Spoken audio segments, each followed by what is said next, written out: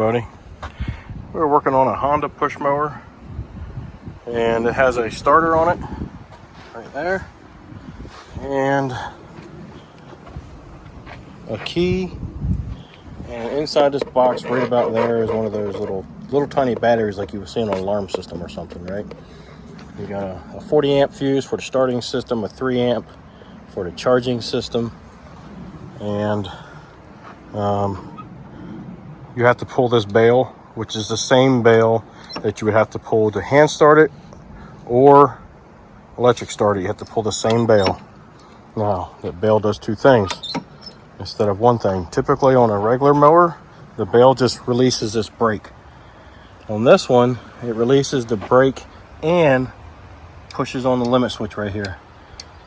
When it pushes on the limit switch, it activates the starter so that when you do turn the key, it allows juice to pass through the system and go to the starter for starting the mower.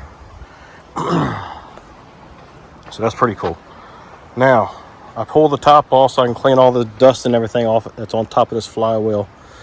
And I was going to pull the flywheel to clean underneath of the flywheel, because a lot of times a lot of fine dirt and everything gets caked up around the magnets for the charging system. Because yes, this has a charging system, but it's not a typical charging system. It's not under the flywheel. It's right there. This is your charging system. It's a little coil that's attached to your ignition coil.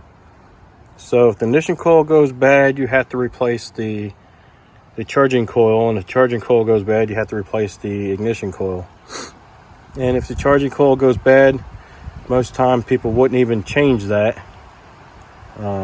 out as long as the ignition coil was working. Go on, Mr. West. Because they have the option of pull starting it also right there. So this is your one wire charging system right there, and it does work. I did my AC volts on that, and it puts out 3.4 or something like that. And so it is working. So I thought that was kind of cool that the charging coil is outside of the flywheel instead of underneath the flywheel. So it's utilizing the same magnet that the coil uses. That's neat. All right, guys, I just thought I'd share that with you. Hopefully you enjoyed that. And so give me a thumbs up, subscribe, send me some comments, let me know what you think. Be kind and help people when you can.